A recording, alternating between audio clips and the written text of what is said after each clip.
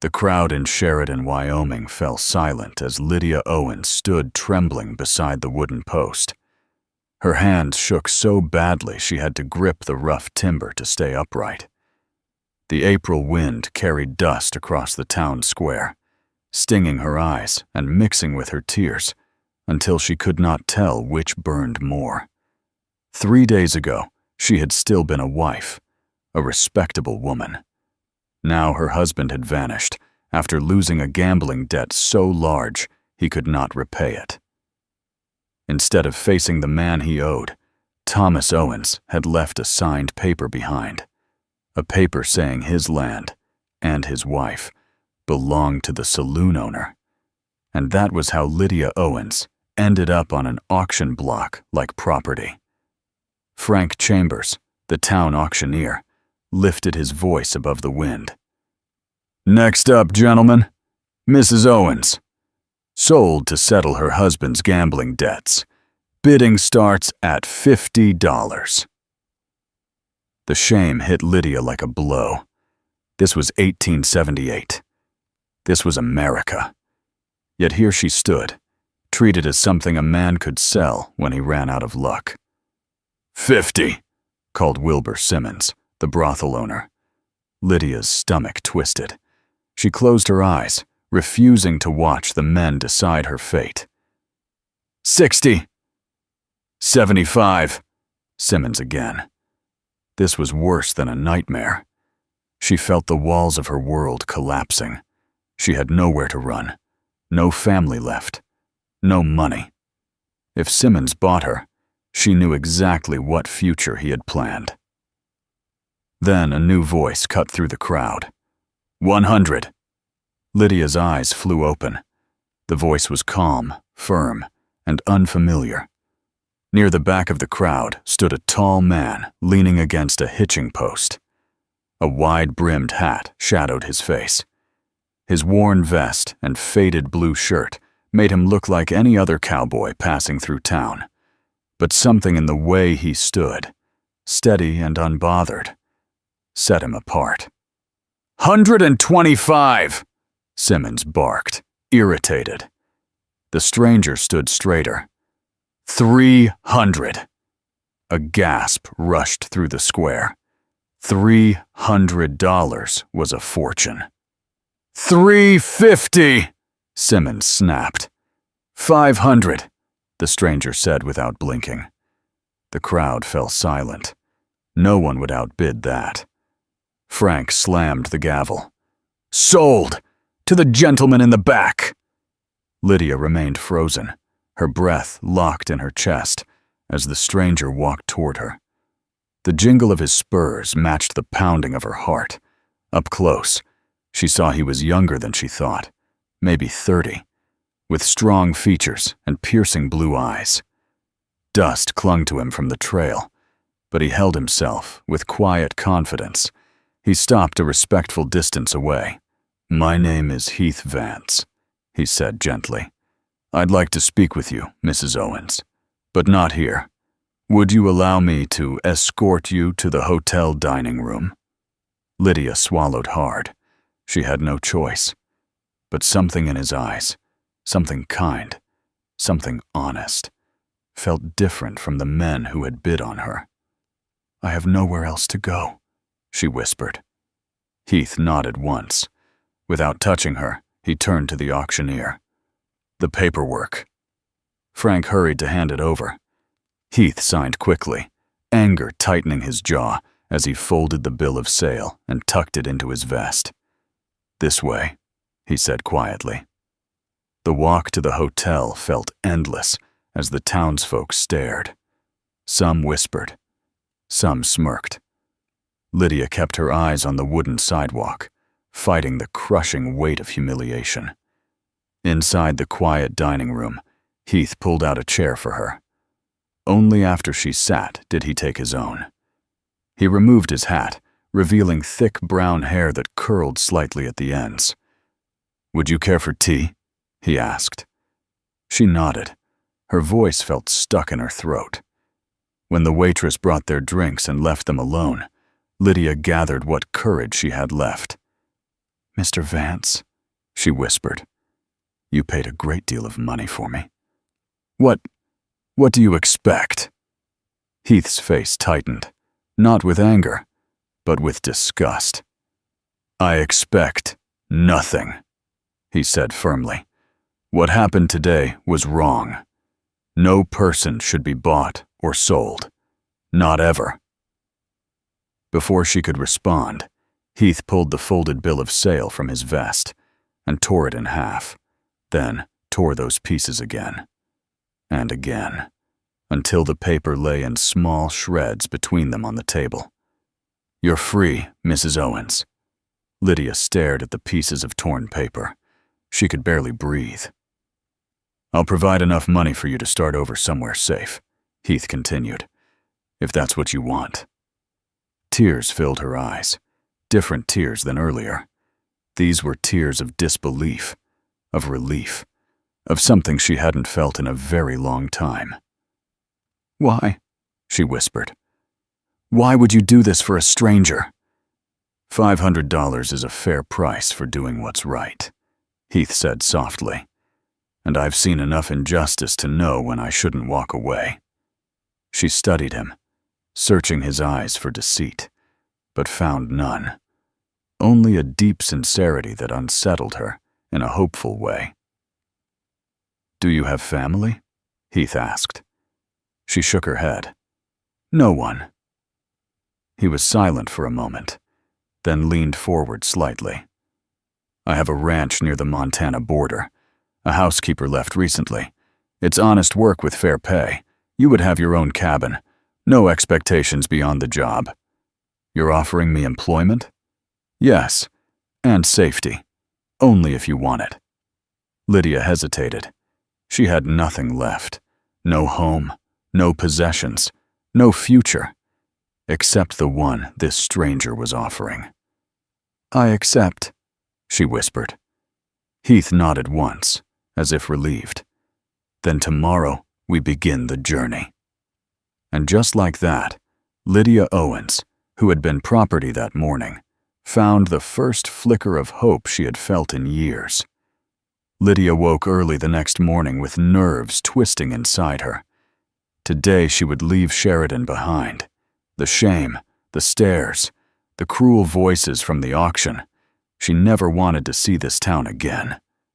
She dressed in the simple new riding clothes Heath had bought for her, folded what few belongings she had, and carried her small carpet bag downstairs. Heath was already waiting in the hotel lobby. He stood tall in his trail-worn clothes, a long duster over his vest, and a gun belt resting at his hips. When he saw her, he gave a small, polite nod. Did you sleep well, Lydia? He asked. Well enough, she replied, though she knew her eyes told the truth. He took her carpet bag without hesitation and led her outside where 2 horses waited. One was a strong black stallion, the other a gentle chestnut mare. This is Penny, he said, patting the mare's neck. Steady and kind. She'll carry you safely. Lydia ran her hand down the horse's warm coat. She's beautiful. Do you ride? Heath asked as he helped her mount. Yes, but it's been a long time. He adjusted her stirrups with careful hands. We'll take it slow today. They left Sheridan as the sun warmed the sky. Lydia kept her head high this time. She refused to bow to shame anymore. She had done nothing wrong. Thomas had. The man who married her with sweet promises had abandoned her with a simple note. Heath set a comfortable pace as they headed north. The land opened into rolling hills dotted with early wildflowers. Snowmelt filled the streams, and birds called from the cottonwoods. For a long stretch, they rode in silence. Lydia found herself glancing at Heath when he wasn't looking. He rode with ease, straight in the saddle, completely at home on the open frontier. Yet there was a gentleness in him she had never seen in Thomas, or any man like him. At midday, they stopped by a clear stream. Heath handed her a simple lunch of jerky, bread, and cheese. "How did you come to be in Sheridan?" Lydia asked. "My horse threw a shoe," Heath said, taking a drink from his canteen. "I went looking for the blacksmith. Didn't plan on being anywhere near the auction." "Providence, then," Lydia murmured. "Perhaps," Heath said quietly. "Or just the right timing." He turned his head, studying her gently. "Lydia, you don't seem like a woman who would knowingly marry a gambler." Lydia stared at the flowing creek. Thomas wasn't always like that. Or maybe he was, and I was too blind to see it. She told Heath about Boston, about her parents dying, about the charming man who swept her off her feet with promises of fortune. She told him about the move west, the growing gambling, the disappearances, the lies, and then the note he left 3 days before he sold her. Heath's jaw clenched. "A man who loves a woman doesn't throw her to wolves." "No," Lydia said quietly. "He doesn't." They traveled until the shadows stretched long across the land. Heath spotted a small way station and guided the horses toward it. The keeper, a quiet man named Granger, fed them and gave them shelter. After supper, Lydia sat by the fire, aching from the long ride. Heath joined her, handing her a cup of strong coffee. "It will get easier," he said. "By the time we reach the ranch, you'll ride like you never stopped." She offered a faint smile. I had forgotten how much I missed it.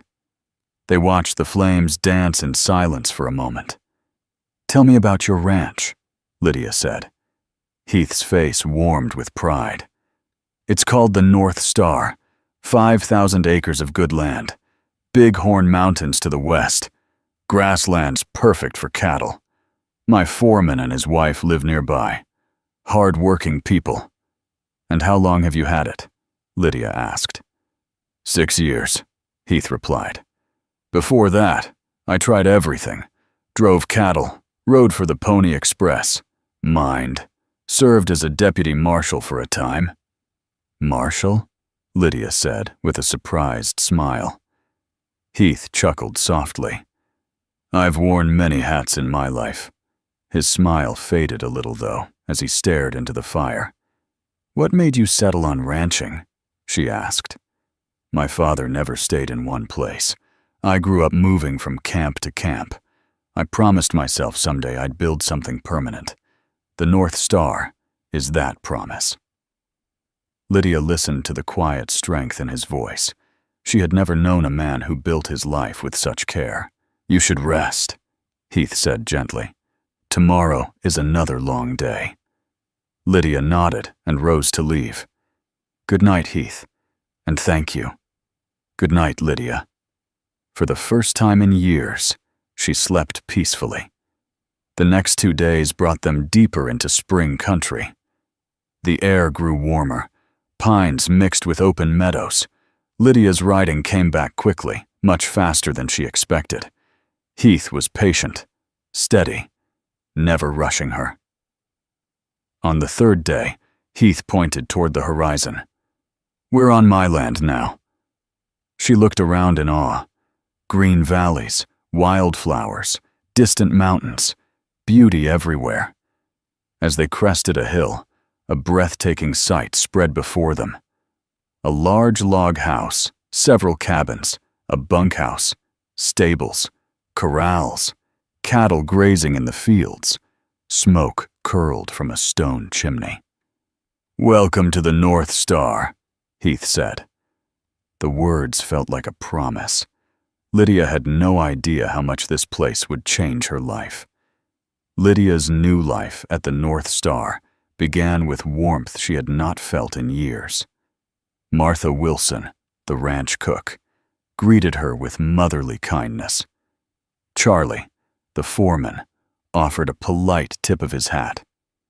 The cabin Heath had prepared for her was simple but cozy, with a quilt on the bed and flowers in a vase, touches that spoke of gentle care. She settled into her duties quickly. Mornings filled with cooking and washing, afternoons with cleaning and organizing the large ranch house. Evenings brought quiet suppers with Heath, small moments that grew more meaningful each day. They talked easily about books, childhood memories, the land, and dreams too fragile to name. As the weeks passed, Lydia saw the kind of man Heath truly was: steady, humble, protective, and deeply principled. Not once did he overstep the boundaries he had promised. Not once did he treat her as anything but a valued human being. And yet something tender grew between them: soft glances over supper, long rides to check the fences, shared smiles that lingered a little longer than they should. But life on the frontier had a way of testing people.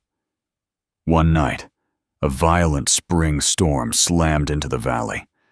Thunder shook the windows. Lightning split the sky.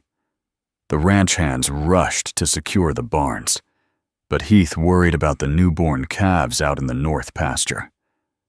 "I need to check on them," he said, pulling on his slicker. Lydia stepped closer. "Please be careful." He paused. "Will you wait up for me?" "Yes," she whispered. It took hours before the door burst open again, but Heath wasn't alone. He staggered inside with an injured cowboy from a neighboring ranch, blood running down the man's face. Lydia moved without hesitation. She tore cloth for bandages, cleaned the wound, held the man steady as Martha set the broken leg. She stayed up all night, taking turns with Heath keeping watch. And in the quiet moments, she sensed Heath watching her with a look she could not name. The next morning, as dawn softened the sky, Lydia woke to find Heath sitting beside her chair, his eyes warm and full of something unspoken. "You were extraordinary last night," he said softly. "Your calm, your kindness. Lydia, you amaze me." Her heart fluttered, but she said nothing. The days that followed changed everything. They grew closer, laughing during kitchen chores, sharing coffee on the porch, riding together to hidden parts of the ranch. And somewhere between the storm and the sunrise, Lydia realized she was falling in love with him. Then came the first threat to their new life. Julia Harrington arrived, beautiful, polished, Eastern-born, the woman who had once broken Heath's heart. She stepped off her wagon like she owned the entire valley. "I'm here to see Heath," she said coolly. Lydia showed her in, her heart twisting. When Heath entered the room and saw Julia, he stopped in his tracks. Julia smiled, like she expected him to fold right into her arms. But Heath didn't move toward her. He stood beside Lydia. "Anything you have to say can be said in front of her," he said. And Julia's smile faltered. She pleaded to rekindle their past, but Heath shook his head. "That chapter is closed. My heart is engaged elsewhere now." His hand brushed Lydia's. Julia left with trembling pride. Lydia watched her go, unsure what to feel. Later, in the quiet dining room, she asked softly, "Did you love her very much?" Heath looked into her eyes. "I thought I did. But what I feel for you, Lydia, it's deeper. It's real." The truth washed through her like summer rain. "I love you too," she whispered. That night, they kissed for the first time. A gentle touch, a promise, a beginning. But one last obstacle remained. Thomas. A telegram arrived with news that shook Lydia to her core. Thomas Owens had been arrested in Denver for fraud. He was in jail, facing years behind bars. Heath turned to her. "We should go. We can end this legally, and you won't face him alone." They left the next morning. The jail in Denver was dark and cold, but Lydia walked inside with her head high. When Thomas entered the room, shackled and bitter, he laughed at first. "So this is the man you replaced me with?"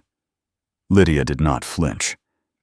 You sold me, she said quietly. You lost every right the day you walked away. Heath's lawyer placed an offer on the table, $500 in exchange for Thomas's signature on divorce papers. Thomas sneered. Make it 1,000. Heath leaned forward. The offer is 500, and it's the only one you'll get. For a moment, Thomas studied the man beside Lydia. He saw something he had never given her: respect, safety, love. Well, he muttered, I suppose that's more than I ever gave you. He signed.